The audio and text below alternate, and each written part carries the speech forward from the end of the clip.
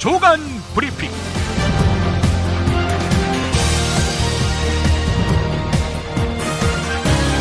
(2016년 5월 28일) 토요일입니다.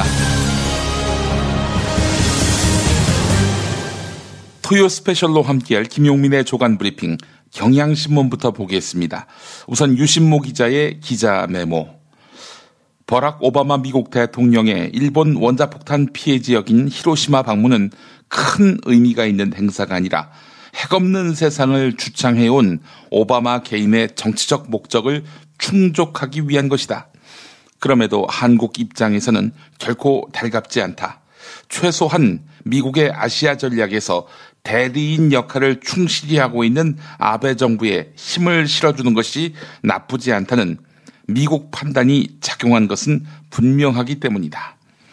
향후에 미일 동맹 강화를 통한 공세적 아시아 전략으로 한국이 더욱 어려운 처지에 몰릴 것임이 자명하다. 미일 동맹 강화를 통한 공세적 아시아 전략. 누구를 타겟으로 하는 것입니까? 바로 중국을 타겟으로 하는 것이지요. 중간에 낀 한국, 매우 난처한 처지가 된다. 이런 이야기입니다. 계속 읽어보겠습니다. 그럼에도 한국인 희생자가 동등하게 언급됐다는 점은 의미가 있다. 이렇게 긍정적으로 평가하는 한국 정부 입장이 딱하다. 주변 정세가 이 지경인데 한일 위안부 합의로 오바마의 히로시마 행에 빗장을 풀어준 박근혜 대통령은 지금 지구 반대편 아프리카에서 아버지 박정희 대통령 업적을 부각시키는데 매달리고 있다. 그동안 박근혜 정부가 다른 건 몰라도 외교는 잘한다. 이렇게 말하던 사람들은 다 어디로 갔는가? 외교를 잘하는 게 아니라 옷을 잘 입는 거겠죠. 경향신문 사설 보겠습니다. 히로시마 방문의 역사적 의미에도 불구하고 그로 인해서 오바마가 놓친 것들이 적지 않다.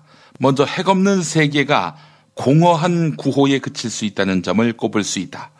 오바마는 어제도 핵없는 세계를 강조했지만 구체적인 실천 계획을 제시하지 않았다. 그렇다고 노벨 평화상 수상자이자 세계 최대 핵 보유국의 대통령으로서 그에 걸맞은 노력을 기울였다고 볼 수도 없다. 오히려 미국 정부는 핵무기 개선을 위해 수조 달러를 투입하기로 하는 등 이중적인 처신을 하고 있다.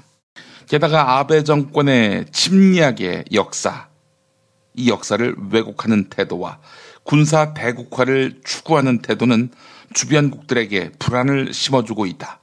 그럼에도 오바마는 반전반핵이라는 히로시마 정신에 반하는 행동을 일삼고 있는 아베와 동행했다. 이것이 바로 원폭 투하 71년 만에 역사적 방문이라는 의미에 걸맞은 역사적 성찰이 보이지 않는 이유다. 네, 광고 듣고 시작하겠습니다. 중고차 거래하면 일이 술술 잘 풀리는 조광래 중고차 1800-9538 고맙습니다. 건강식품의 지존 전복을 택한다면 100% 완도에서 잡은 와우 전복. 네이버에서 와우 전복을 찾으세요. 010-2443-0818.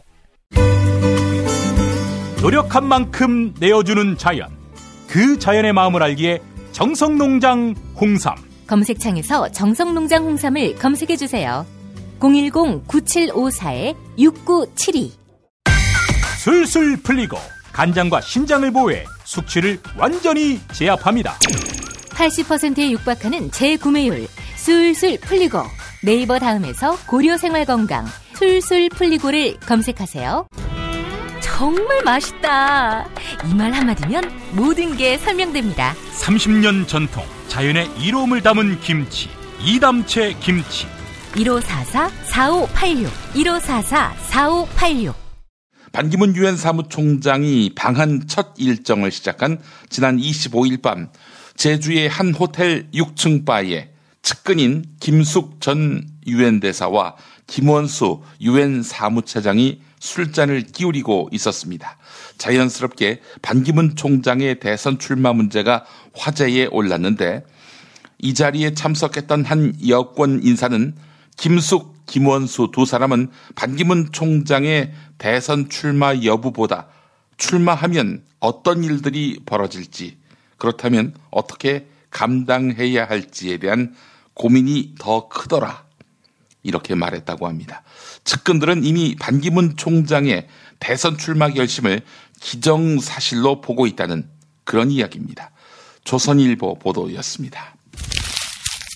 경향신문에 실린 반기문 총장 인물 탐구 코너도 주목됩니다.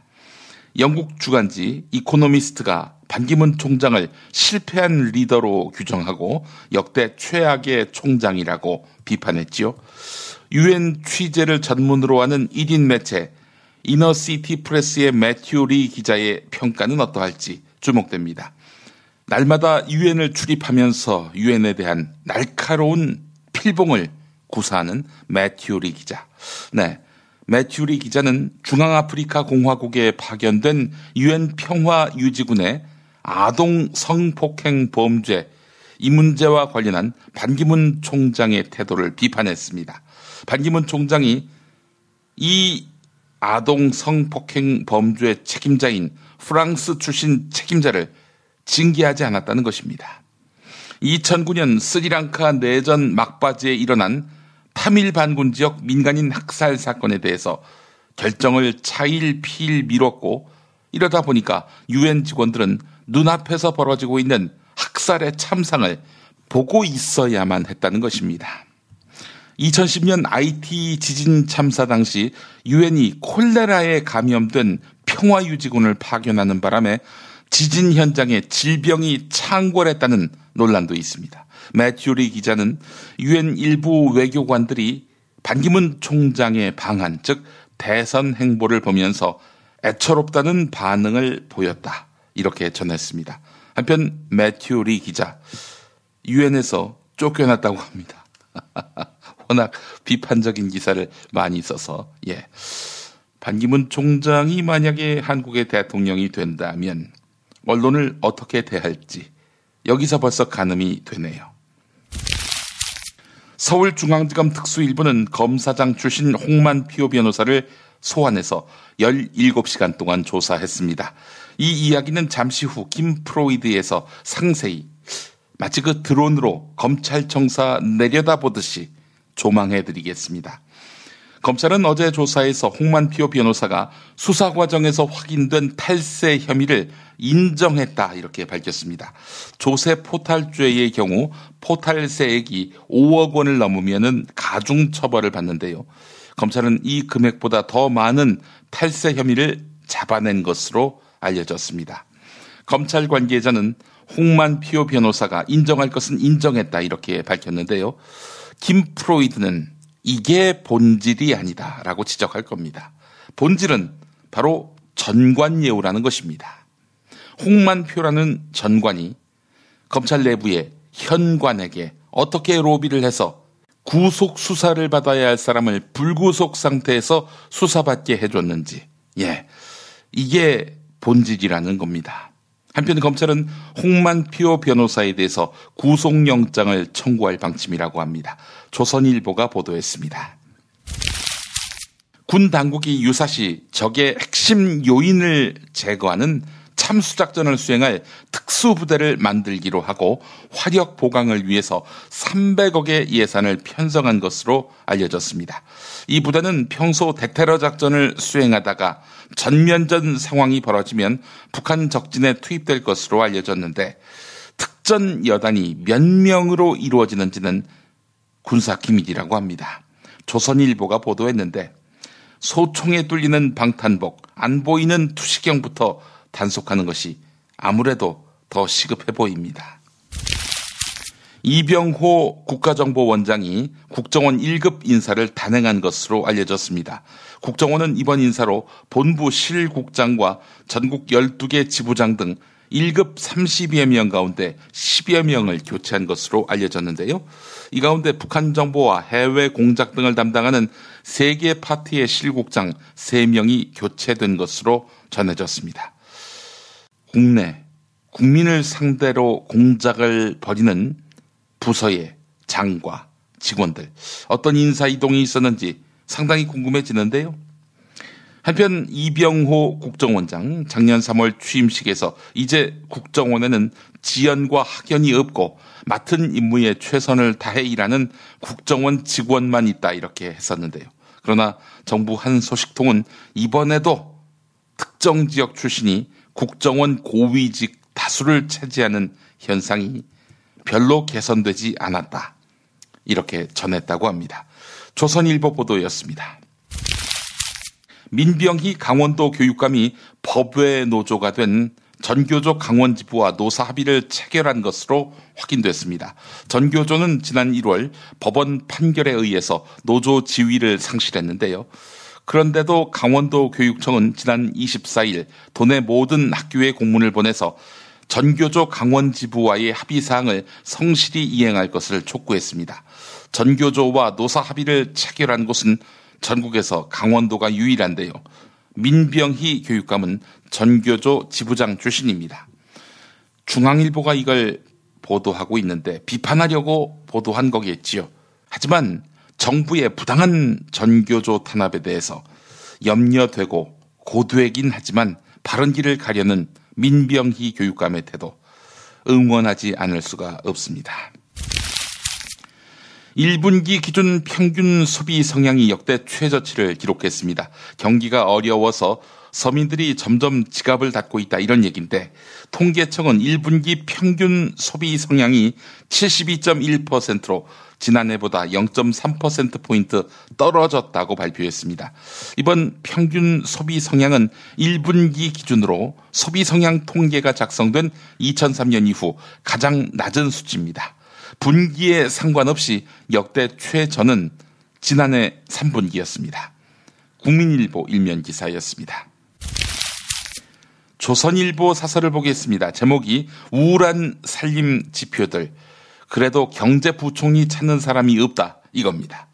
물가를 고려한 1분기 가구당 월소득이 전분기보다 0.2%, 소비는 0.4% 줄었다고 통계청이 발표했다. 청년 실업률은 10%를 넘어서 매달 역대 최고치를 경신하고 있다. 가계가 갈수록 가난해지고 일자리는 더 줄어들고 있는 것이다. 이런 상황에서 유일호 경제부총리가 이끄는 경제팀은 지난 넉 달 동안 무엇을 했는지 모를 정도로 무기력한 모습이다. 평론가처럼 국회 핑계만 대며 뒷전에 앉아 있었을 뿐이다. 정말 불행한 것은 경제부총리가 어디 있는지 존재감이 없는데도 아무도 그를 찾지 않는 현실이다. 뚜렷한 경제 비전도 보여주지 못하고 리더십도 없기 때문에 아예 기대를 모두 접었다는 것인가. 박근혜 대통령의 남은 임기 가운데 우리 경제가 어디까지 추락할지 걱정이 앞선다. 네, 조선일보 사설이었습니다. 국민일보 토요기획입니다. 가수 겸 화가 조영남 씨가 무명 화가에게 그림을 그리게 한 뒤 판매한 대작 실물이 국민일보 취재 결과 확인됐습니다. 대작 스캔들이 불거지니까 조영남 씨가 무명 화가가 일부 그림을 그린 것은 사실이지만 한 점도 판 적이 없다. 이렇게 해명했었죠. 거짓말로 드러났다는 것입니다.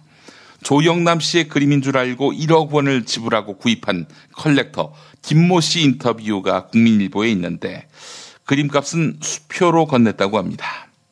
이 김모 씨 말은 이렇습니다. 다른 사람이 그린 작품이라면 당연히 사지 않았을 것이다. 10만 원을 받고 그려준 작품을 점당 2천만 원꼴로 1억 원에 샀으니 황당하다. 이렇게 말했습니다. 그러면서 이번에 속고 나서 분하고 치가 떨린다. 조영남 씨도 그렇고 소개시켜준 사람도 다 괘씸하다. 이렇게 말했다고 합니다. 검찰이 조영남 씨 사기죄로 엮을 때 이 기사 첨부하면 되겠네요. 서울 강남 사랑의 교회가 공공도로 지하에 예배당을 짓도록 허가해 준 곳이 있습니다. 바로 서초구청입니다. 서초구청. 이것 때문에 특혜 논란에 휘말렸는데요. 자, 대법원이 서초구청에 대해서 불법성을 따져봐야 한다. 이런 판단을 내놓았습니다. 황일근 전 서초구 의원 등 서초구 주민 6명이 사랑의 교회에 대해서 도로 점용과 건축 허가를 취소해달라며 구청을 상대로 낸 소송 상고심에서 각하를 결정했거든요. 그러니까 한마디로 사랑의 교회에 손을 들어준 겁니다. 자, 그런 상고심의 각하 결정을 대법원이 깨버린 겁니다. 그래서 사건을 서울행정법원으로 돌려보냈습니다. 대법원은 서초구청의 도로 점용 허가 목적은 특정 종교단체로 하여금 도로 지하를 배타적으로 점유, 사용할 수 있도록 하는 것이다. 서초구청은 교회가 이렇게 도로를 점용하는 것은 공익적인 목적이다 이렇게 말하고 있는데 이게 어디 공익적인 성격의 처분이냐 라면서 서초구청 결정을 반박했습니다. 한겨레와 경향신문이 보도하고 있는데 사랑의 교회 큰일 났네요. 그 교회 교인인 최유정 변호사, 홍만표 변호사에게 부탁할 수도 없고 말이죠. 대법원은 전국 언론노조 MBC 본부 등이 MBC를 상대로 낸 소송에서 사측은 각 노조에게 1,500만 원씩 지급하라 라면서 원고 일부 승소를 판결한 원심을 확정했습니다. MBC가 개인정보를 무단으로 열람해서 피해를 본 MBC 노조 집행부였던 강지웅 PD, 이용마 기자에게 각각 150만 원을, 조합원 4명에게 각각 50만 원을 지급하라는 원심 판결도 확정했습니다. MBC는 2012년 6월에 트로이컷이라는 보안 프로그램을 직원들이 사용하는 컴퓨터 등에 깔았습니다. 사측이 설치한 보안 프로그램은 해킹 방지 기능 외에도 컴퓨터 사용자가 쓰는 이메일이나 메신저 등으로 주고받는 자료를 MBC 중앙 서버에 저장하는 기능이 포함됐습니다. 해킹 방지 기능뿐만 아니라 해킹 기능까지 있었네요. 자, 이 프로그램을 무단으로 설치한 혐의로 기소된 MBC 전 정보 콘텐츠 실장 차모 씨에게는 벌금 500만 원이 확정됐습니다. 법무부가 민주사회를 위한 변호사 모임, 즉 민변 변호사를 징계하려고 법에 없는 무리수를 두었다가 망신을 당했습니다. 서울행정법원 행정사부는 민변 소속의 장경욱, 김인숙 변호사가 법무부의 징계 절차 개시 결정을 무효로 해달라면서 소송을 제기했는데 이 장경욱, 김인숙 변호사 손을 들어줬습니다. 사연은 이렇습니다. 앞서서 검찰은 장경욱 변호사가 간첩사건으로 조사를 받는 의뢰인에게 거짓 진술을 강요했으며 김인숙 변호사는 세월호 관련 집회에서 경찰관을 폭행한 혐의를 받은 의뢰인에게 진술 거부권 행사를 강요했다 이렇게 주장했습니다. 아니 변호사가 의뢰인에게 강요한다는 게 말이 됩니까? 조언을 했을 뿐이었겠죠. 검찰은 지난해 1월 대한변호사협회에 장경욱 변호사 등의 징계를 요구했는데요. 비언협은 이들의 행위가 업무 범위 내에서 정당하게 이루어진 것이다 이렇게 판단해서 검찰의 징계 신청을 기각했습니다. 그러자 검찰은 법무부에 다시 이의 신청을 냈습니다. 법무부는 검찰 손을 들어줬습니다. 그러나 법원은 법무부가 장경욱 변호사 등에 대한 징계 이의 신청을 심사할 권한이 없다 이렇게 판단했습니다. 법무부가 법에 없는 그런 조치를 취하려 했던 것이죠. 한국일보가 보도했습니다. 그렇게 민변이 밉습니까?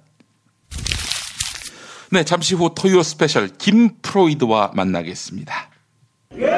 술자리 많은 요즘 3차까지 달린 당신을 위한 필수품 전창걸의 새싹 땅콩차. 이제 속쓰림은 잊으세요. 070-8635-1288 070-8635-1288 수면 무호흡, 심한 코골이 이제 걱정 마세요. 여행, 군생활, 찜질방에서도 확인된 코골이 방지기구 코골이 119 1566-0783 1566-0783 참치의 맛은 좋은 참치가 좌우합니다. 구이동 대양 참치가 그렇습니다. 무한 리필에 더한 무한 감동 직접 경험해보세요.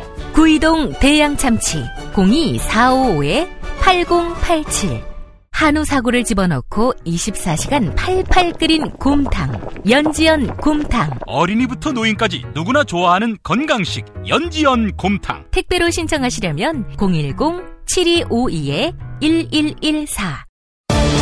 드러난 현상만이 아니라 뉴스의 흐름, 의도까지 짚어드리겠습니다. 매일 종합일간지 주요 기사와 칼럼을 전해드리는 시간. 김용민의 조간 브리핑. 월요일부터 토요일까지 여러분의 뉴스 보좌관 김용민이 함께합니다. 들을 만한 팟캐스트를 찾고 계시다고요? 김프로쇼로 오십시오.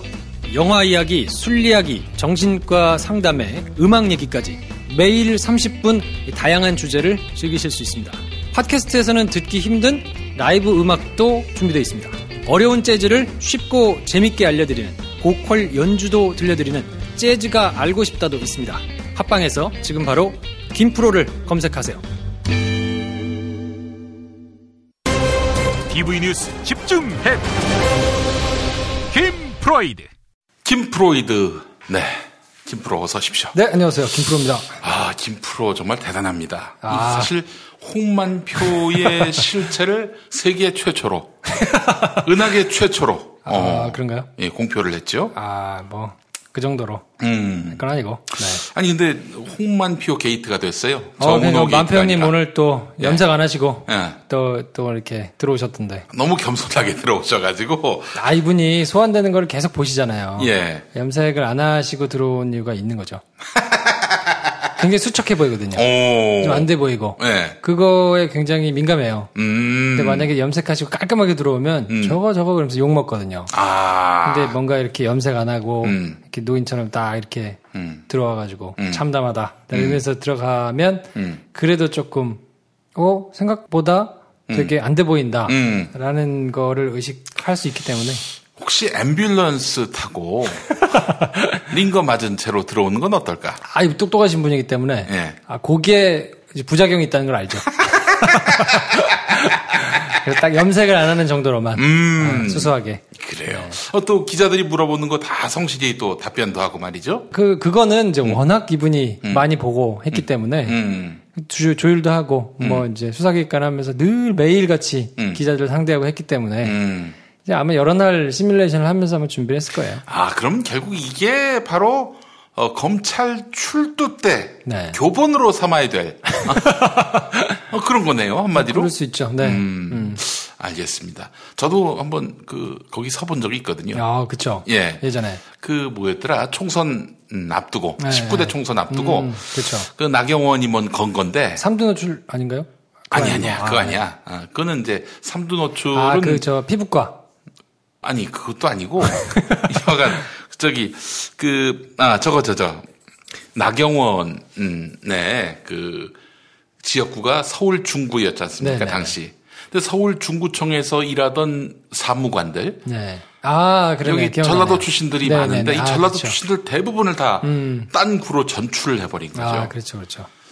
그래서 제가 전출당한 한 분을 만나서 이제 인터뷰를 했는데 이거 갖고 건 거야. 그래서 이제 불려갔는데 그때 이제 나가서 기자들 앞에서 뭐 얘기를 해야 되잖아요. 김어준이 이제 대본을 작성해서 준 거야. 네. 외웠는데 가는 길에 잊어버린 거죠.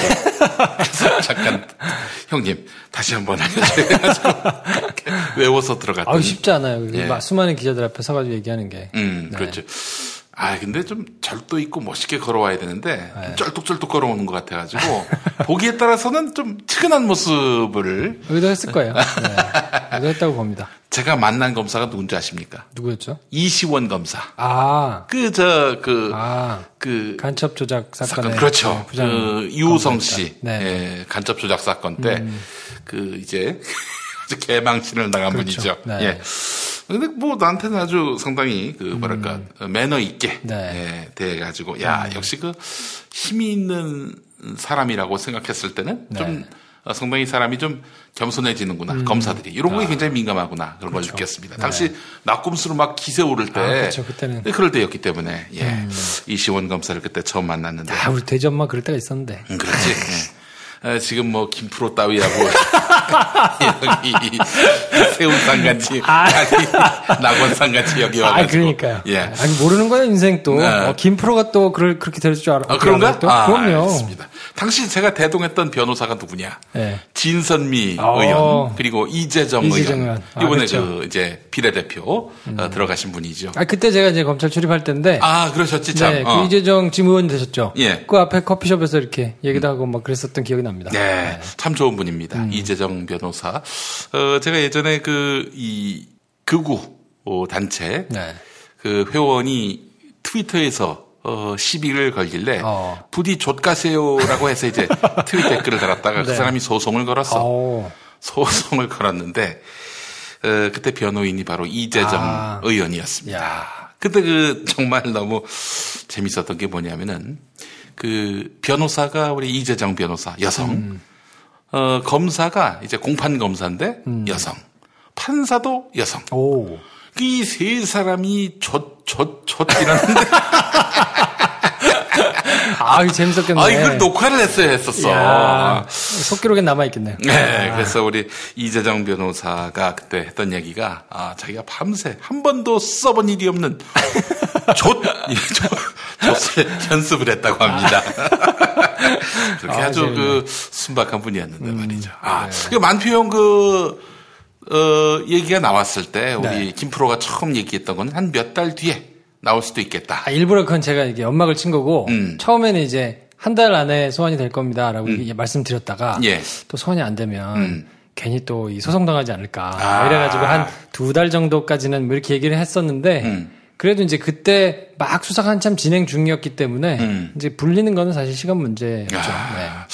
그 소환까지 되겠는가 싶은 생각도 들고요. 전 아직까지도 좀 의문이 남는 게 뭐냐면은 한겨레 여연호 논설위원도 그렇게 썼습니다마는 전관과 현관이 있는 거 아닙니까? 그렇죠. 전현관이 손이 마주쳐야 박수가 그럼요. 소리가 나듯이 전관 혼자 이렇게 열심히 일한다고 해서 구속될 사람이 구속이 안 되고 기소될 사람이 무혐의가 되고 그러진 않을 거 아니에요. 그렇죠.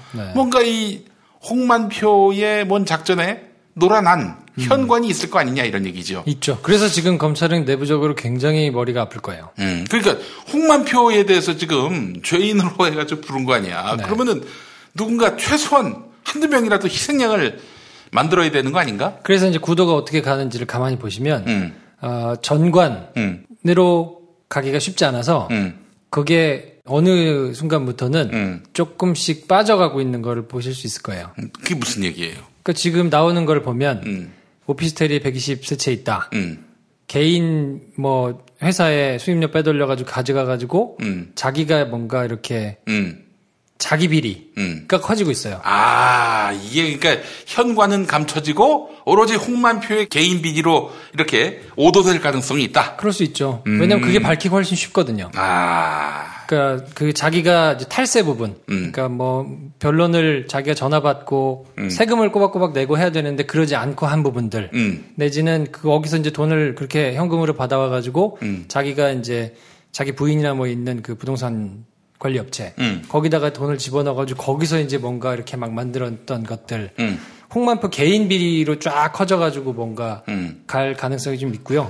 그러니까 검찰 지금 내부에 있는 사람들은 안 건드리면서 전관예우는 건드리지 않으면서 홍만표를 털면 털수록 왜냐면 이제 노무현 전 대통령하고도 엮여 있기 때문에 이렇게 나쁜 놈이었어 라는 게 막 주목을 받을수록 상대적으로 부담이 덜어지죠.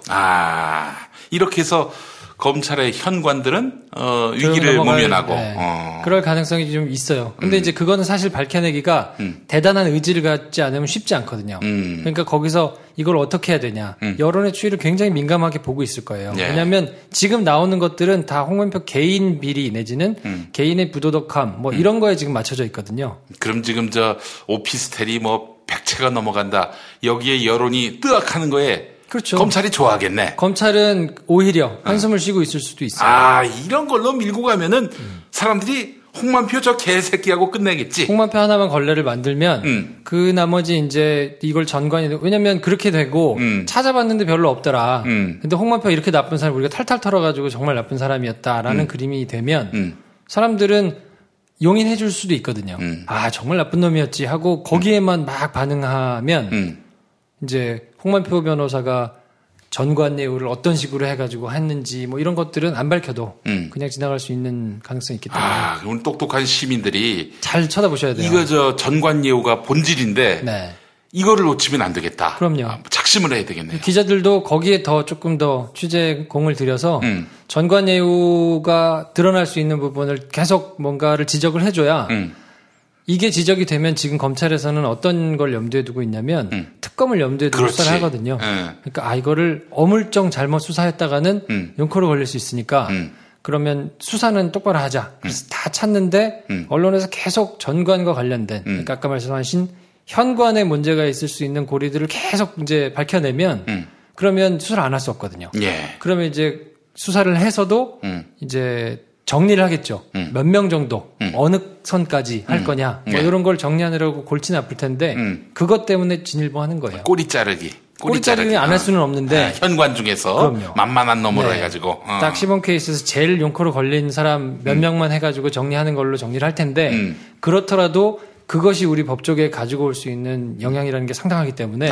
그거를 안 하고 홍만표 개인만 탈탈 털다가 끝나면 그러면 그냥 또 지나가면 똑같아질 수 있어요. 꼬리 자르기라도 좋으니까 네. 반드시 현관 있어야 돼요. 꼭 다스리는 그런 수사 결과가 나올 수 있도록 여론과 언론이 관심을 가져야 한다. 네. 홍만표 개인에만 너무 도취해가지고 뭐 이 사람이 오피스텔가 몇 채가 있는데 이걸 뭐 하는데 쓰는지 그런 거를 조롱하고 그런 거로 그냥 서로 풍자하고 즐기고 그냥 배설하는 것만으로 끝내면 그러면 안 돼요. 검찰에게 놀아날 수 있어요. 맞습니다. 네. 중요한 지적을 오늘 해주셨습니다. 그래요. 좀 괜찮았어요? 근데 너무 좋았어. 훌륭했어. 이런데도 이렇게 김프로쇼가 많이 상승을 못 해가지고. 지난주에는 쉬었어요. 한 주를. 쉬어서. 통으로. 어쩐지 왜 이렇게 안 오르나 했지 나는. 네. 그래서 자책을 했었습니다. 제가 다운만 받고 듣질 제가 않으니까. 지난주에 김용민 돼지 엄마 말씀에 딱 반성해가지고 내가 이렇게 띄워줘도 쇼가 재미없으면 안 뜬다. 이렇게 쇼를 재밌게 만들어야 된다. 예. 열심히 심어봤습니다. 이 시국이 시국인 만큼 네. 시사 특히 법조 관련해서 브리핑하는 거 네. 제가 허락하겠습니다. 아니 지금 국민들이 알아야 돼 그거를. 그러니까 지금 언론들이 그거 보도 못할 때 김프로가 나서야 된다고. 조근조근 한번 제가 한번 찾아보겠습니다. 그래서 그거를 김프로쇼에 얘기하시면 제가 김용민 브리핑에서 요거 지금 올라왔다. 소개하겠습니다. 날마다. 그래요? 예. 알겠습니다. 김프로쇼 여러분 많이 주목해 주시고요. 네. 이제 한 가지 또 궁금한 게 뭐가 있냐면은 만약에 홍만표가 이게 진짜 자기 개인 비리로 해가지고 개망신을 주는 걸로 해서 대충 덮으려고 한다. 본인이 제일 잘할 거 아니야 그거를. 알죠. 이건 이거 어떻게 돌아가는구나. 검찰 수뇌부가 어떤 꼼수를 쓰는구나. 단번에 알 거 아니야. 알죠. 자, 홍만표가 작심을 하고 수남이 형 당신도 먹었잖아. 지금 검찰총장. 예컨대 실제로 먹었다는 얘기가 아니라 수남이 형 왜 나만 꼬리 자르려고 해?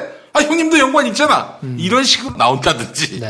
이럴 가능성은 없을까요? 오늘까지는 그럴 가능성 없고요. 이제 이분이 구속이 되시면 상황이 달라질 수 있어요. 사람들이 제일 무서워하는 게 구속이에요. 검사들도 당연히. 그래서 사실은 전관예우를 검찰 쪽에서 굉장히 사람들이 옛날에는 더 했고요. 굉장히 힘을 가지고 뭐 수임료를 몇십억씩 부를 수 있는 게 이 구속 때문에 그래요. 구속만 안 시켜주면 불구속으로 수사만 받게 해주면 뭐든지 다 해줄게요 라는 게 굉장히 많아요. 조선일보 보도를 보니까 영장 때릴 것처럼 보도가 나던데 지금 상황이면 영장 칠 가능성이 높다고 봐요. 혹시 영장을 엉성하게 쳐가지고 이제 법원에서 기각으로 나오게 하는 그런 수법도 쓸 수 있지 않을까요? 그럴 수는 없어요. 그럴 수는 없어요. 그럼요. 그리고 엉성하게 쳐가지고 만약에 이게 나중에 문제가 되면 말씀드렸듯이 특검으로 나중에 그 수사했던 사람들이 다 문제되거든요. 그리고 지금은 그렇게 엉성하게 쳐가지고 수사팀이 흔들흔들하고 검찰이 막 되려 역풍을 맞고 하는 것이 이득이 될 게 없어요. 홍만표를 그렇게 해서 지켜줄 이유가 뭐가 있어요, 검찰이. 여러분, 예를 들면 홍만표 구속영장을 청구했는데 이게 집행이 됐다. 그러면 만표형이 그럼 이제 들어가서 씨발 이러면은 들어가서 지내보시면 생각한 거하고 굉장히 다를 거거든요. 왜냐하면 본인은 여태까지 사람들을 잡아넣기만 했지. 그리고 순시하면서 그냥 가서 보기만 했지. 그 안에 제수복 입고 수영복 입고 들어가가지고 앉아있는 거는 사실 경험해보지 못했을 거라고요. 그렇지. 예. 그러면서 계속 왔다 갔다 하면서 뉴스 나올 때 뭐 자기 얼굴 나오고 계속 그러고 앉아있으면 생각이 굉장히 많을 거예요. 그러면 얘기 들어보니까 잘 때 불을 안 끈다고 합디다. 군청 안 가봐서 모르겠어요. 그렇대. 구치소나 교도소나 잘 때도 계속 불을 켜놓는데요. 그 무슨 목을 매거나 뭐 이런 다른 이제 돌발 상황이 생기는 걸 방지하려고 계속 감시하려고 그런 거지. 그러면 이제 그때 가서 이제 근데 만약에 구속영장이 청구가 돼가지고 집행이 만약에 된다. 발부가 돼가지고 집행이 된다. 그래서 구속이 됐다. 그러면 상황은 어떻게 갈지 몰라요. 그럼 더 큰 법조 게이트가 터질 수도 있어요. 생각보다. 네. 왜냐하면 홍만표 변호사가 구속된 거는 최유정 변호사가 구속된 거하고는 또 다르거든요. 속보를 매일 할 수 없을 거예요. 최유정 변호사는. 근데 홍만표 변호사는 일단 서초동에 있는 기자들은 기사를 계속 낼 거거든요. 예. 그리고 조그만한 거 하나하나도 계속 기사가 될 거기 때문에 거기서 이제 뭔가 하나 터져 나왔다.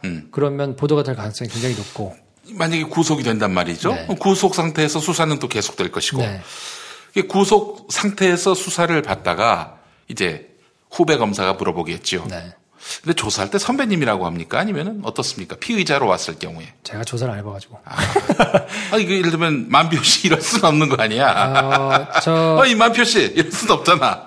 생략하겠죠. 네, 생략하겠죠. 호칭은 생략하고 예. 그냥 이렇게 하겠죠. 존대는 해주되. 존대는 해주고 호칭은 생략하겠죠. 네. 그때 이제 만표형이 구속 상태에 와가지고 네. 내가 다 얘기할까? 뭐 이런 식으로 이제 나온다.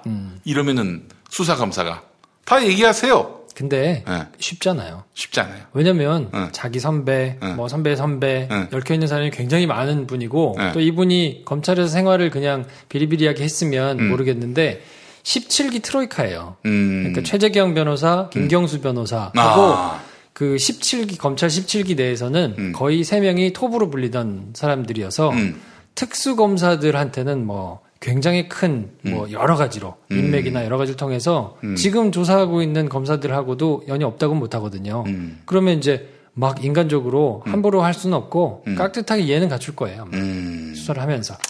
근데 이제 홍만표 개인의 심경이 어떻게 변화하느냐, 그래서 어떤 진술이 나오느냐, 네. 그거에 따라서 이제 일이 어디로 갈지 모르는 거죠. 그래서 서초동에서는 유명한 말이 수사는 생물이다. 매일매일 달라서 어떤 게 어떻게 튀어나올지 지금부터는 몰라요. 좌불안석이겠구만. 장난 아니죠. 네. 지금 수사하고 있는 검사가 27기에 그 검사 이름이 뭐였죠? 지금 이제 특수 1부장이 이원석 검사인데 여기가 또 굉장한 중수부 출신의 특수통 검사인데 예. 부장이 수사를 직접 하진 않고요. 이제 그래도 자기가 진두지휘할 거 아니야. 수사 검사는 있고 그걸 지켜보면서 이제 진두지휘를 하는데 간단치 않은 사람이라서 네. 어떤 점에서? 수사를 굉장히 정석대로, 그러니까 같이 수사를 했던 뭐 수사관이랄지 그 수사팀으로 일했던 사람들한테는 굉장히 호평을 받는 분이에요. 일 잘해서 수사 잘한다. 네, 수사 잘하고 사람도 괜찮다. 네. 그렇군요. 뭐 뺑기를 쓸 가능성은 좀 낮아 보이고. 그러기는 힘들죠. 네. 그러니까 이제 여기서는 얼마나 몰아붙여가지고 예언을 하긴 할 텐데 그래도 이제 자기의 처지와 뭐 이런 걸 생각해가지고 이제 심경의 변화가 생기면 이제 어디로 어떻게 갈지 몰라요. 그걸 좀 지켜보시는 게 좋을 것 같습니다. 알겠습니다. 오늘 이게 서설이었는데 너무 물어볼 말이 많아가지고. 홍만표 편을 한번 따로 준비를 해야 되겠어요. 다음 주에 합시다. 만표형은 이렇게 그 쇼킹한 이슈는 없었던 것 같아요. 그러니까 제가 제가 한번 이렇게 저렇게 물어보겠습니다. 서초동 쪽에 한번 레이더를 한번 세게 돌리셔가지고 이원석 검사가 어떤 사람인지도 한번 좀 확인해 주시고. 알겠습니다. 예. 관심이 많으시구나. 그럼. 김프로쇼에 관심 좀 가져야 되는데. 알겠습니다. 그래요. 홍만표. 만표형 참 이게. 사실 노무현 수사검사만 아니었어도 이게 뭐 사람들이. 그럼요. 이렇게까지 하지는 않았을 거예요. 그러니까 그때는 기세가 좋았는데. 그렇죠. 그때 제가 매일 만났거든요. 그때 제가 그 취재팀에 있어가지고 이제 자리에 올라가면 수사기획관이니까 뭐 이렇게 만나기도 사실 쉽지 않고 매체가 워낙 많으니까. 그렇지. 만나서 이렇게 얘기할 때도 뭐 이런저런 얘기하면서 하여튼 그 메이저 매체 아니었어. 저희는 이제 한마디라도 들어야 되니까 막 이렇게 이제 뭐 하면 또 약간 완급을 조절해 가면서 이렇게 조금씩 얘기하고 뭐 이런 게 늘 있었거든요. 만표형이 노무현 전 대통령에 대해서 어떤 개인적인 인상을 갖고 있었습니까? 저는 근데 만표형님하고는 그렇게 친하지 않아가지고 잘은 몰라요. 하여튼 풍문이나 뭐 이런 거 저런 거 정서로 봤을 때 노무현 존나게 싫어했나요? 그건 진짜로 모르겠어요. 진짜 몰라. 그래서 그건 어떻게 제가 코멘트하기는 좀 그렇고. 근데 이분이 이제 강원도 출신이시니까. 속초. 네, 강원도 출신이니까 뭐 지역적인 생이나 뭐 이런 게 있을 것 같지는 않고. 근데 어쨌든 이제 굉장히 탄탄대로를 밟아온 사람이어서 그런데 굉장히 신경을 쓰지 않았을까. 근데 이제 그때 노무현 전 대통령한테 적용하려고 그러던 죄목이 뭐냐면 포괄적 뇌물죄라는 건데요. 이게 사실 없어요, 법전에는. 뇌물죄가 원래 적용이 돼야 되는데. 본인이 직접 받으면야 뭐 포괄적이란 말을 붙일 이유가 없지. 근데 본인이 직접 받아도 뇌물죄가 되는 경우가 많지 않아요. 아, 그래요? 네, 왜냐면 뇌물죄의 가장 큰 거는 지난번에도 말씀드렸는데. 반대급부. 대가성 여부예요. 그러니까 대가성이 입증이 돼야 뇌물죄가 성립이 되거든요. 네. 그러니까 내가 돈을 받은 대가로 뭘 해줘야 돼요. 그게 딱 입증이 돼야 그게 뇌물죄가 되거든요. 예. 근데 뇌물죄를 그걸 대통령 될 사람이 돈 받았다고 뭘 해줘, 그러니까 무슨 시 공무원 같으면 명확하게 있으니까 이거 허가 좀 해주십시오. 그리고 돈을 갖다 주고 허가를 내줬어요. 그럼 입증이 되니까 딱 걸리는데 네. 아니 대통령 될 사람이 뭐 해준 거를 그거 어떻게 하겠어요. 그러니까 이런 경우에 이제 예전에 전두환 전 대통령이 기업들한테서 노태우 대통령하고 전 대통령하고 이제 돈을 막 받았을 때 예. 그럴 때 이제 적용이 안 되잖아요. 통치자금 받았는데 예. 그거를 통치자금이라 가지고 받았는데 그걸 어떻게 그랬다고 뭐 준 게 아니니까 그때 적용했던 게 포괄적 뇌물죄인 거예요. 이 대통령처럼 아주 고위공직자인 경우에는 딱 직급에 따른 뭐 해줄 수 있는 게 정확하지 않잖아요. 굉장히 큰 영향력을 미칠 수 있으니까 예. 포괄적으로 뇌물죄가 성립한다. 근데 노 전 대통령은 본인이 받은 게 또 아니란 말이에요. 그렇죠. 그래서 본인의 가족들이 받았다는 사실을 알고도 묵인했다면 포괄적 뇌물죄가 성립이 될 거냐 말 거냐. 만약에 돌아가시지 않고 법정에 왔다면 이게 굉장히 큰 논점이 됐을 거예요. 근데 이제 노 전 대통령 같은 경우는 이게 그래서 내가 법리적으로 이긴다 하더라도 이긴 게 아닌 그렇죠. 상황이 되기 때문에 대법원까지 만약에 갔다면은 걸레가 됐지 그때는. 그렇죠. 근데 어쨌든 법리적으로는 쉽지 않단 말이에요. 왜냐하면 노 전 대통령은 몰랐을 가능성이 높아 보이고 그거를 알고도 묵인했다면 그랬을 가정하에 포괄적 뇌물죄가 성립이 될 거냐 말 거냐는 또 판례를 만들어줘야 되는 상황이어서 근데 고위공직자가 그럼 어디까지냐? 일반적으로 차관급 정도까지가 고위공직자거든요.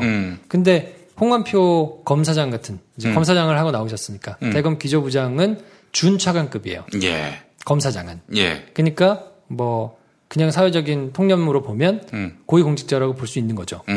근데 그 포괄적 뇌물죄를 가족이 알고 있었던 거를 묵인해도 된다. 근데 그때 이제 검찰의 논리였으니까. 왜냐면 그때 이제 그거를 굉장히 역설했거든요. 예. 가족이 받았다는 거를 알고도 묵인했다면 포괄적 뇌물죄가 성립된다는 게 뭐 현 대법원 판례상 취지다 뭐 이런 얘기들을 이제 막 하면서 수사를 했던 입장이기 때문에 예. 그런 얘기를 했던 사람이 몇 년 만에 이렇게 막 해가지고 들어온 거니까 얼마나 참 그렇습니까? 예. 그래. 많이 비난을 받을 만한 일이죠. 네. 그렇군요. 그 당시에 OBS가 단독 보도했다가 나중에 인터넷에서 삭제했는데 노무현 대통령을 구속시킬 계획이었고 그렇게 해서 서울구치소에 이 독방 그걸 준비했었다. 이런 보도가 있었는데 서초동에서는 그게 확인이 됐습니까? 뭐 가능성은 둘 다 열어놓고 장고를 한 달 동안 한 거였으니까요. 그거는 딱 그런 방침이 정해진 건 아니었고. 일단 뭐 준비는 했다. 1안, 2안. 그래서 어떤 걸 결정할까? 임채진 전 총장이 그걸 결정을 못 해가지고 한 달 동안 계속 그냥 오늘 결정할까? 오늘 결정할까? 거의 한 달 동안 계속 그런 기사를 썼던 기억이 나요. 예. 알겠습니다. 예. 자, 오늘 우리가 할 얘기는 뭡니까? 지난주에 이제 뉴스들이 쭉 있었는데, 그래도, 이 뉴스를 안 할 수 없다. 그래서 오늘은 제목을 정해봤습니다. 뭐라고 정했냐면, 네. 기름장어를 바라보는 기름장어들의 시선. 반기문 얘기군요. 네. 예. 반기문 지금 유엔 사무총장. 한국 오셔가지고, 대선을 나가겠다라는 걸 거의 이제 시사를 했죠. 네. 물론 뭐 확대 해석하지 말라 이랬지만은 이 말 자체는 이제 자기 그러면 보신용. 학사 해석하지 말라고 하면서 아니다. 라고 부인을 안 한단 말이에요. 그렇죠. 네. 그러면 시인을 했다고 봐는 거예요. 모든 기자분들이 바로 그 부분에 주목하더라고요. 네. 확대 해석하지 말라고 해놓고는 부인은 안 했다. 네, 명확합니다. 부인하면 돼요. 그냥 안 나갈 거라면 그래서 확대 해석이 된 오보라면 저는 그럴 뜻이 없습니다. 한마디 하면 되는데 네. 그 얘기는 절대 하지 않죠. 아니 뭐 설령 나가더라도 지금 시점에 저는 뭐 대선 나갈 생각이 없다.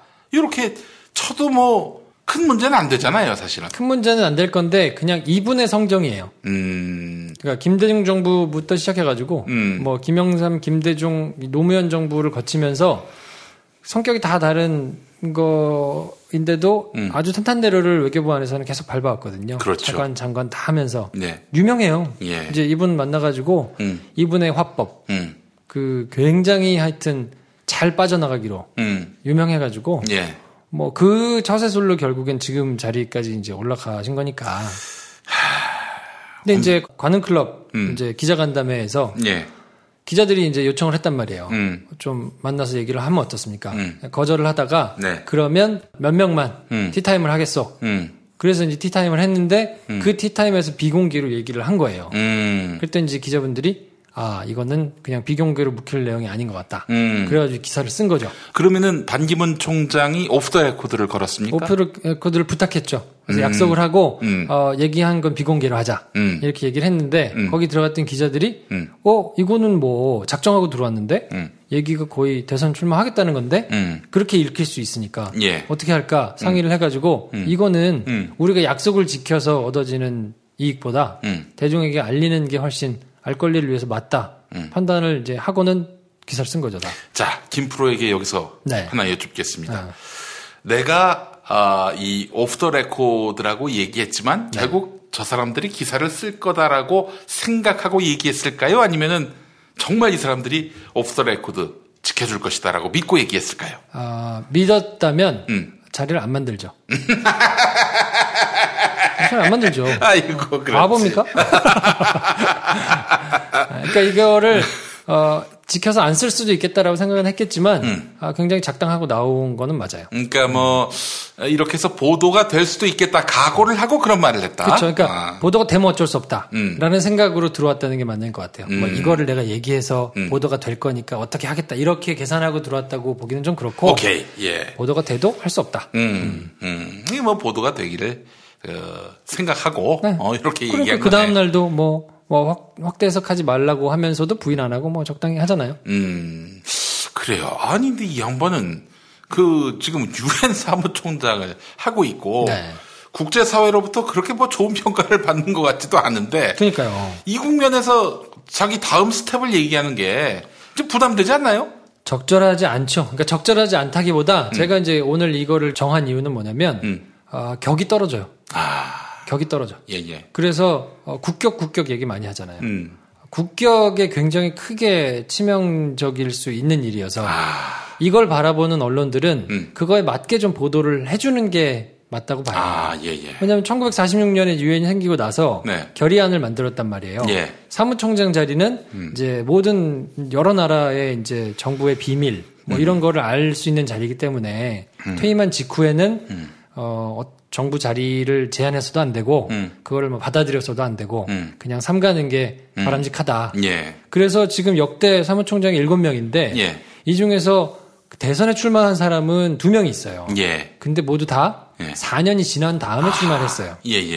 그리고 이제 뭐 5대 총장 같은 경우에는 이제 총리를 하긴 했는데 이것도 사무총장 그만두고 9년 뒤에 했단 말이에요. 9년 뒤에. 네. 이거 뭐 문제가 없네. 그러니까 이제 그 정도의 시간은 필요하다고 보는 거죠. 예. 그리고 이제 이 직전 같은 코피아난 전 사무총장 같은 경우에는 이분은 뭐 자기 본국에서 당장 대통령으로 나오시라고. 굉장한 분이거든요. 노벨 평화상도 받았죠.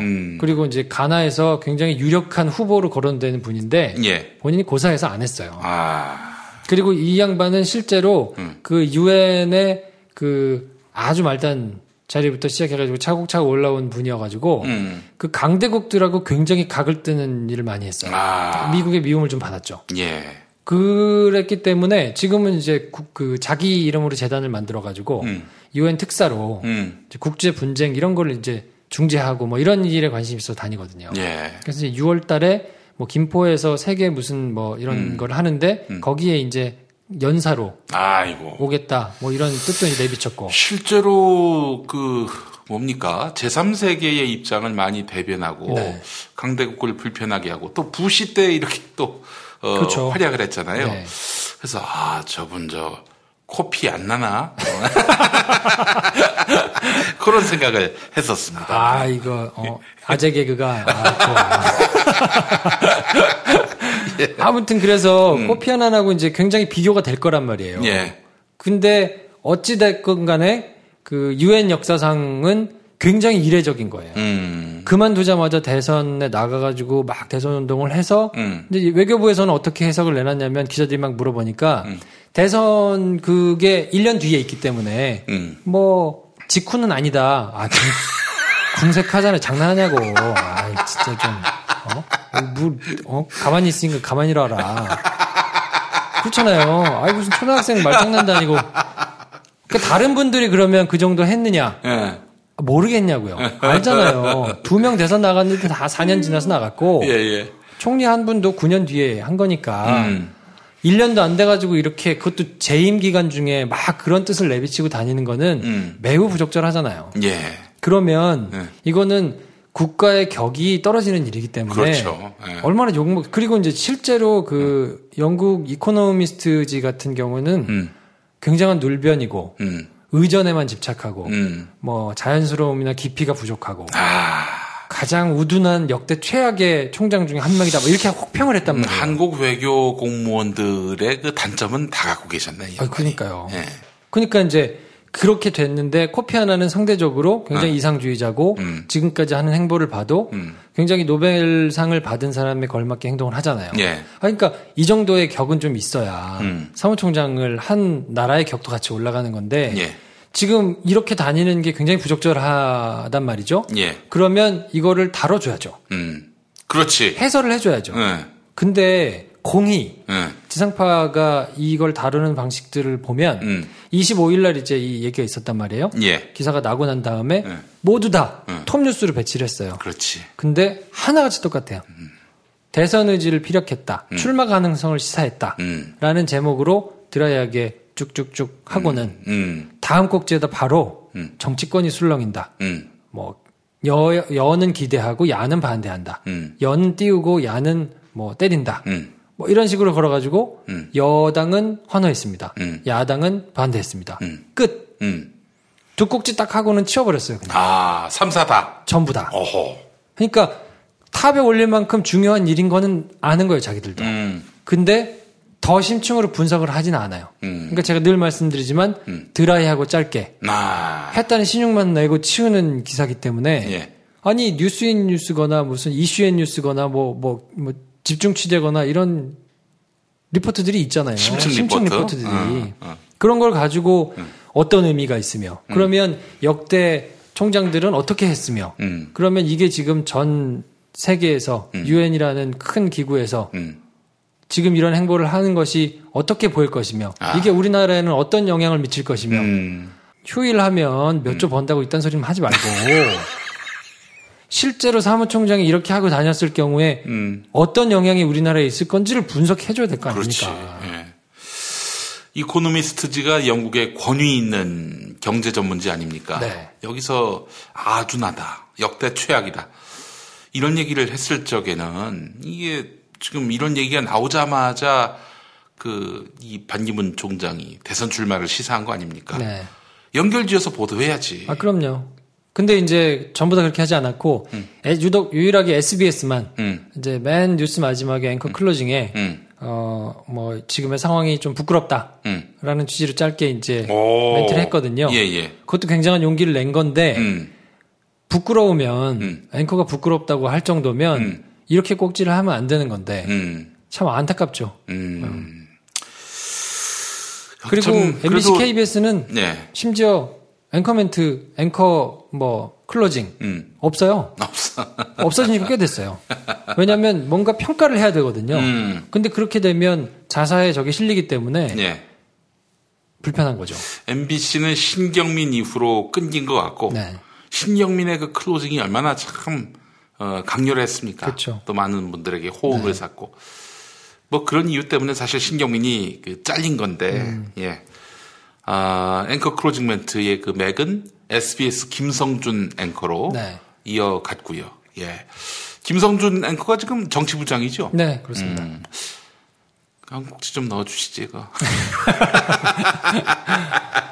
그래서 어쨌든 이제 뭐 여러 가지를 보면 그런 배치라든가 이런 게 SBS만 조금 이제 MK하고는 조금 다르게 이제 배치되는 것들이 있는데 그럼에도 불구하고 역시 여전히 기름장어라는 평가를 받을 수밖에 없다. 예. 그래서 기름장어를 바라보는 그냥 기름장어들이 된 거 아닌가. 예. 굉장히 좀 안타깝죠. 사실 저는 이제 TV 뉴스보다는 라디오 시사 프로그램 거기서 다루는 인터뷰 그 대상자 또 이슈 살펴보고 있는데 좀 경마장식이더라고요. 전부 다요. 그렇죠. 그냥 뭐 반기문 나오는 거에 대해서 어떻게 생각하냐 뭐 이런 식으로만 물어보고 있는 건데 그 말씀하신 대로 이런 국제사회 속에서 지금 유엔 사무총장으로서의 역할 또 품격 이런 것들에 대해서 다뤄주질 않습니다. 되게 창피한 일이에요. 그리고 그 유엔 사무총장을 지냈다 하면 물론 우리나라에서 대통령을 하는 것도 훌륭한 영의직이지만 그 외교직 공무원 또 외교직을 수행하는 사람으로서는 사실 뭐 아무나 할 수 없는 끝을 찍은 거잖아요. 예. 그러면 그거에 맞게 본인의 향후 행보나 이런 것도 좀 맞게 정해가지고 그거에 걸맞은 일들을 하면 좋을 텐데 예. 그 뭐 대선 욕심 나긴 하겠지만 이렇게 조바심을 내면서 아니 현직인데 관두기도 전에 이런 구설수에 계속 오르면서도 그렇게 다니는 게 참 전 참 못마땅하더라고요. 아까 말씀하신 것처럼 아니라고 부인하고 나중에 마음이 바뀌어가지고 할랍니다. 그때는 제가 아니라고 했는데 그때는 유엔 어쨌든 일을 처리하는데 방해가 되면 안 되니까 그 휘말리지 않기 위해서 했고 지금은 생각이 바뀌었습니다. 할 수 있잖아요. 그렇죠. 그게 차라리 용기 있는 태도가 아닌가 싶은데. 나오지 말란 얘기가 아니라 왜 이 시점에서 그런 섣부른 말을 하느냐. 이게 사실 비판과 지적의 그 포인트 아니겠습니까? 그게 그러니까 개인적으로만 그냥 뭐 구설에 휘말리고 마는 거면 모르겠는데 그게 이제 대한민국이라는 나라 전체에 가지고 올 수 있는 영향이 굉장히 크기 때문에. 반기문 총장이 그렇게 발언한 것과 관련해서 중앙일보 전영기 논설위원이 쓴 게 있는데 그 양반 말은 지금 박근혜하고 소통이 잘 안 된다. 이런 얘기로 하더라고요. 이게 뭐냐면은 저 여기 있어요. 이런 건가요? 그러니까 나를 불러주셔야지 지금 이 시점이 되도록 왜 각하는 저를 후계자로 안 생각해 주십니까? 이런 시그널이라고. 뭐 그럴 수도 있죠. 이제 밀당해서 지금 박근혜한테 밀리고 있다. 이렇게 전영기 논설위원이 봤는데 그거 참 독특한 시각이더라고요. 그럴 수 있다고 봅니다. 참 전관예우로 떼돈을 버는가 하면 전관예우로 대통령을 하려는. 그러니까요. 참. 유엔 사무총장 이 전관 이 경력으로 대통령을 하시려는 전관예우가 참 독입니다. 저는 이걸 보면서 말이죠. 이 우리나라의 이 말 잘 듣고 그래서 높은 자리까지 가신 분들의 아주 보편적인 속성을 여기서 발견합니다. 일자리를 잃을 것에 대한 그런 두려움, 트라우마 이런 것들이 이 사람들로 하여금 섣부른 행보를 결정하게 만든다. 그러니까요. 그거를 이제 평생 한 번도 경험을 안 해봤으면 굉장히 큰 공포일 수는 있겠다는 생각은 들어요. 저는 사실 대표적인 사례로 엄기영 MBC 전 사장.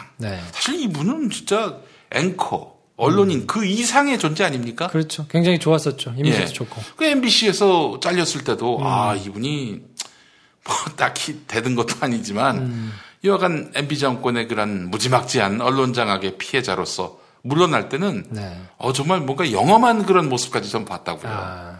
그런데 이 양반이 똥단지 같이 한나라당 그 강원도지사 후보로 나갔을 때는 야 이게 뭔가 그 뒤통수로 맞은 것 같은. 그 MBC에 종사하는 분들한테 물어보니까 원래 그런 분이었다고 이런 얘기를 또 하더라고요. 그래서 박영선 의원도 알려진 거에 보다는 굉장히 과대포장이 돼 있어가지고 저는 뭐 다른 거보다 그때 말씀드렸지만 법사 가지고 그 이상한 얘기 빵빵 하시는 것 때문에 저는 굉장히 별로라고 평가를 했는데 하여튼 여러 가지로 좀 그렇더라고요. 방송인들이 그런 게 많습니다, 진짜. 그러니까 우리가 방송을 통해서 접하는 그 이미지와 네. 실제의 모습은 우리가 생각했던 그 한 1000리터 정도의 그런 그런 셈이 있다면은 네. 그분들은 그냥 1.5리터에 불과한 본질은 네. 따지고 보면은. 그러니까요. 우리 김프로는 이제 방송 기자 출신인데, 네. 전 저렴 합니다. 네. 아무도 몰라요. 그래서 그러니까. 물인지도 모르는데, 제가 봤을 때는 한 10리터, 한 100리터쯤 되는 아니에요. 그런 놀라운 내공과 진정성을 갖고 있는 분입니다.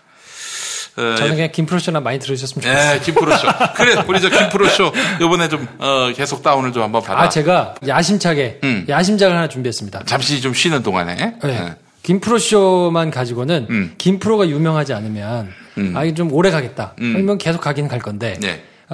그래서 좀 대중이 많이 볼 수 있는 거를 했으면 좋겠다라는 욕심이 생겨가지고 예. 시네마스타를 시네마스타. 오호. 그래서 이 팟캐스트에 출연하는 사람들은 시네마로 스타가 되고 싶은 사람들이니까 시네마 스타고 듣는 사람들은 이 영화를 마스터하고 싶으니까 시네 마스터라는 중의적인 표현을 담아가지고 굉장히 재밌는 프로그램들을 사람들을 데려와가지고 준비해서 이번 주 첫 영화로 언제 업데이트 됩니까? 다음 주요.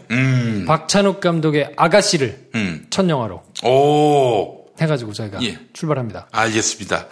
다음 주 화요일부터 업데이트되는 김프로쇼 여러분들 많이 주목해 주시고 이건 꼭 들어야겠네. 다운만 받지 말고. 시네마스타. 네. 이건 꼭 들어주십시오. 시네마스타. 김프로쇼. 우리가 또 김프로에게 이런 좋은 정보를 얻는다면 보온을 해야 됩니다. 다운만 받지 말고 들으시고. 이건 진짜 재밌으니까 뭐 김프로쇼는 안 들으셔도 되는데 시네마스타는 꼭 와가지고 진짜 재밌으실 거예요. 예. 네. 그게 김프로쇼 듣는 거잖아.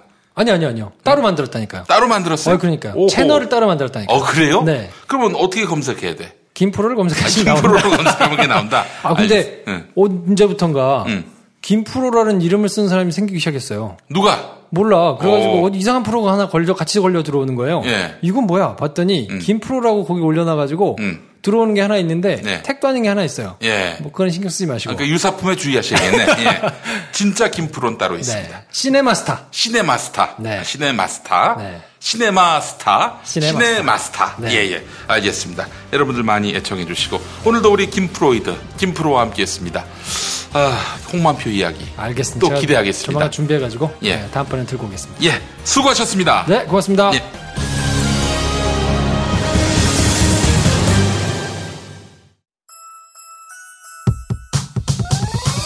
이번 방송 괜찮았나요? 작별의 여운 이렇게 표시해주세요. 다운로드하기, 댓글 달기, 구독하기, 별점 주기. 더 좋은 방송 만들어달라는 약속 이렇게 응원해주세요.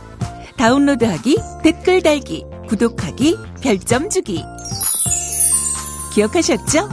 다운로드하기, 댓글 달기, 구독하기, 별점 주기.